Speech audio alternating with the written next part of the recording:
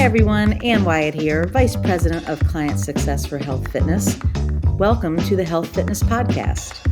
In today's episode, we're celebrating HealthFitness's 50th anniversary. We've been talking about it all year. We're excited to finally do that. And helping me do that is someone that is really exciting for me to have on the podcast today because it's my boss.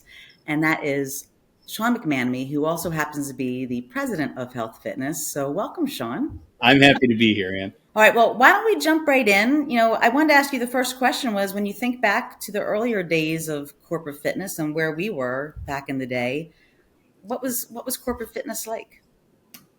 Well, I guess maybe I'll turn it around on you because even though I know you haven't been here for 50 years either, because you're much younger than I am, but you have been around health fitness a lot longer than I have. You've been here for 30 plus years, I think, and you've seen a lot, not just at health fitness, but in the industry. So yeah, maybe I would kind of flip that around a little bit and ask you, how have you seen this evolve? How have you seen health fitness evolve? How have you seen corporate fitness evolve? Well, how the tables have turned. All right.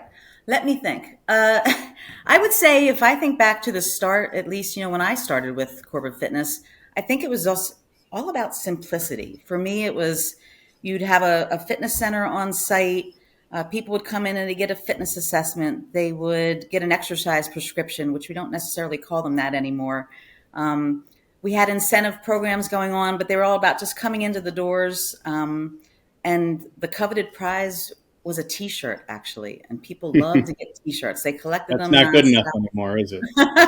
Sometimes, maybe for races, things like that. Yeah. And then our devices were actually a pedometer, right? So how times have changed over time. But I think overall, if I think about how it evolves, I think a lot of it came into when we started to evolve more into wellness, and we got into stress management and nutrition, and smoking cessation was a really big thing. I think there were health assessments out there or health risk assessments that were part of, wellness platforms, and companies were really starting to think about what they could do and have corporate wellness departments. And then I think, at that time was when we had actually acquired a competitor of ours, which was a portion of Johnson & Johnson's business that had been our competitor, and we acquired them, and we doubled in size over that. And I'll never forget, we had a big conference call because back then, of course, we didn't have Teams and fun, video things that we did. And our president at the time, Jerry Noyce, he says, that we made this acquisition, and someone says, "Oh, well, we acquired Johnson & Johnson. Oh my God, how do we do that?" And he goes, "Oh, no. Just that portion of it, just the competitor of it." So that was a fun conference call. But, I think over time, you fast forward to now, virtual has entered the building, virtual fitness has entered the building, and the conversations where we have to integrate virtual and on-site. We have clients with a lot of different expectations and needs now, so we're trying to meet those. Personalization is king when it comes to fitness. And I think just overall comprehensive health is what we're looking at with our participants and working with our clients. So it's been a lot of change over time. We made a couple more acquisitions in these past couple of years. Certainly the workplace has changed over time, and COVID was certainly a part of that. But I think that probably gives you a good flavor of all the change we've seen and the evolution. But does that seem to hit the mark for you? How have you seen, I guess I'll say, the buyers change and the buyers and the problems that they're trying to solve? Because I know that we've seen I don't know if it's an evolution, but I think there was a time where we were working probably primarily with facilities folks. And then that evolved into HR and benefits. And now I feel like since COVID, we've been seeing a lot more of, workplace experience and that type of thing. But how have you seen, I guess, the buyers, what are the problems that they're trying to solve? How are they the same and how are they different maybe? And how has that evolved over the last 30 plus years for you? I would say when I think about that, clients are getting more and more savvy as they look at the participant experience, and they want to make sure that it's a really sound one that meets people where we may run a fitness center, but also outside of those locations. Many of our clients are multi-location.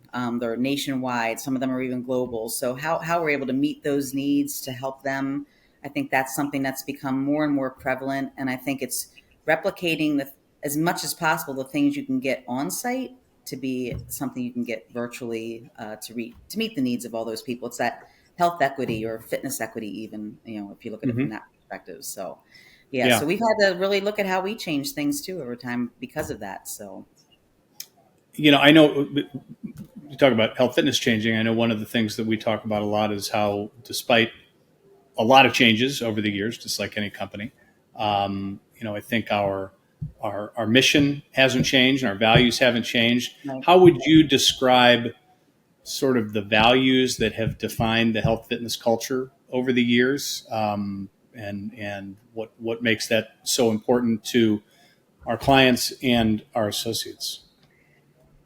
Yeah, a couple of things come to mind for me. I'd say the first one would be that we're really good listeners. And because of that, we understand where a client needs us maybe to adapt and make some changes. And the industry is always changing too, right? Fitness is really dynamic, it's changing all the time. Um, I feel like our clients' expectations are changing over time. And so we're really focused on how we're trying to adapt for them, make sure that we're putting into play something that meets their needs, and we're making sure that we're leading in those cases as well, because I think it's important that we're really driving programming and services that are really top notch, best level that they can have for their participants. What about you personally? I mean, you've been here for a long time. Not 50 years. I'll give you you go that far, but you have been here a long time, Yeah, and you've been with us since since the beginning of your career. I have. Yeah, And started as an intern. I can tell you that we have been and continue to be grateful for that. But what has kept you personally committed? Um, I, of course, selfishly, I'd like to hear what's kept you committed to health fitness, but I think maybe our listeners and viewers would be more interested in what's kept you committed just to this industry and to this as an inspiration for you. Yeah. I guess simply put, my work isn't done, right? I love what we do. I tell people we have the best jobs in the world. I'm constantly challenged, sometimes more than I want to be. I think back to the times of COVID and trying to lead through that and work with our people through that when everyone was at a crazy time. But I feel like the challenges that we've seen over the years have been really things that keep me interested, keep me moving. I know that we're always seeing growth as a result of all those challenges. And I think, someone had asked me just this week, how would you define our culture? And I think our culture, I would define it as the glue and the spark. It's the glue that keeps us together, really helps us, we show up for each other and we show up for our Yeah, clients. And I think it's the spark that always thinks we're trying to move forward. And, like I said, our work isn't done. We're trying to accomplish great things. We have great impact so far, but there's still more to come. yeah. Well, again, thank you because we're very glad that you've kept up that commitment, and we're glad that we can help be that spark for you. So, Yeah, absolutely. obviously, it's great. Well, what? So, I guess I've asked you a lot of questions. Do you have any questions for me? Yes, I'm ready to take back control here. Okay. All right. Yeah, that's fine now. All right. Well, tell me what trends, because I think, we've had a great history with health fitness, but now let's look forward. What Yeah. trends are you look excited about, and what's keeping you and us thinking about our moving forward? Yeah. No, that's a great question, and I think broadly, I think the trend that I'm the most excited about, and that I think creates the most opportunity for us um, is the way that our clients are viewing the programs that we deliver, and that it's very much about. And I think you've mentioned it earlier. It's about how do we create a really great experience for our employees, for our members, Mm, And we're really good at that, right? We are very good at engaging a community, and we're great at creating those great experiences for a community. And so now that, and I do think that coming out of COVID had a lot to do with that, right? I mean, yeah, certainly the back and forth of coming back to the office, not coming back to the office, how many days. I think we've settled into this. For most employers, it's very important to them to have the workplace be a destination that people want to go to, not a place that right. they have to go to. And so it's exciting that we can play a big role in that. Yeah, And yes, of course, just with our with our core business that we've been doing for a long time, but I think we really see an opportunity for the fitness center to become more than a fitness center. yeah, We see an opportunity for the fitness center to become, a wellness hub, a well-being hub, and a right. way that that place can be not just a place where you go in and you hit a treadmill for a half an hour, but a place where it's a great place for employees and members to come together and connect and forge relationships and take care of themselves. And of course, there's beyond fitness, we're seeing a lot of recovery, right? Is a Hmm. huge area that we're working with our clients to make sure that people understand that it's not just about the workout that they're doing, but it's about how they're recovering physically and mentally from that. Yeah, And again, it's excuse me, exciting to be seeing that next generation of workers coming in who, they really, really prioritize amenities that are focused on their well-being.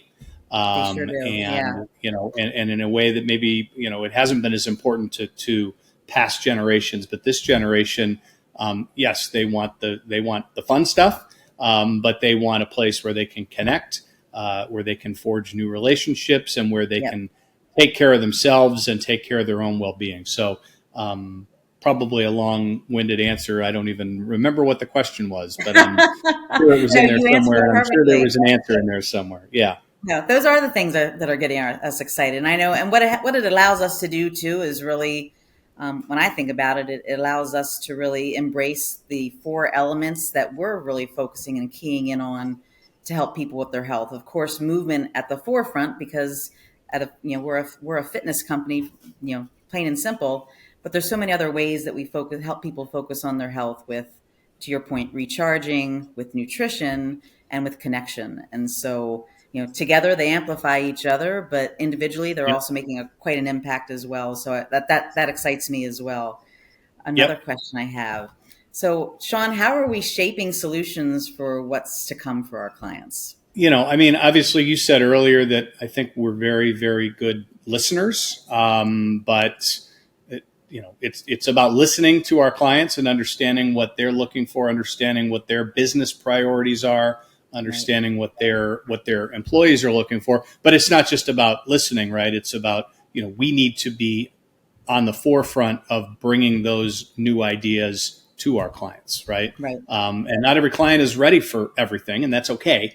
right. But they're looking to us to be the ones that are out there in the industry, being at the forefront, understanding what are the trends. We get so many questions about, well, tell me what other clients are doing, right? And in every single industry and some of the largest companies in the United States and the world, and they're all very interested in what each other are doing, and how they can bring some of those services to their employees. So I think it's I think it's kind of a combination of listening and understanding, and again back to like what are your business challenges, but it's about us being out Yeah, front and helping them bring them ideas about how they can solve those business challenges. right. Well, I love that. Well, listen, we are just about out of time. That went really fast. That did But go fast. Wow. I do have like just one like little quiz for you. It's my quickie quiz, and it's all Yep. about how you're taking care of you. I Okay. know you're really trying to make sure we're taking care of ourselves. You practice what you preach. But so Yep. tell our audience. I have three quick questions. Right now, what's your Okay. favorite form of activity? I'm sorry. My What's favorite. your form of activity or exercise? Form of activity or exercise. Well, as you know, it's like the hair club for men, which I'm obviously not a member of, but not only am I the president of Health Fitness, but I'm also a client. So I do personal training a couple times a week with Jim, my trainer here at our fitness center. Nice. And that's Fantastic guy. fantastic. He's a fantastic guy, and he's very patient with me. And, for me, that having that accountability a couple of times a week, right? I think at this point, it really is more for me almost about that connection. And I'm not a work out by myself kind of guy. I like to have that sort of connection. And so, I've been doing that for years and continue to do that. And something that we've started offering at many of our clients, including with our own employees, is assisted stretching, which is more on the recovery side. But, I love that. I look forward to that. I try to do that, have an assisted stretching session once a week. And that is really something that, I hate to tell you this, but I'm getting old. Join the club. Having that half hour once a week where I can work with Jim and he can just kind of help me recover, hit me with the gun, hit me with some stretches. I always feel so great coming out of that. And then I go and I get old again. But I come back the following week. So, well, I know you're a big believer. Just loving all that. Yeah. Yeah. You're a big believer. I know, because you even offered to your team, hey, when you come out here to our corporate office, I'd love to treat you to that. And we love that you did that. So and you practice what you preach. Yeah, I have it's an open invitation for anybody. I'll pay for your first session, but after that, you're on your own. You've got to start to pay us. I love it.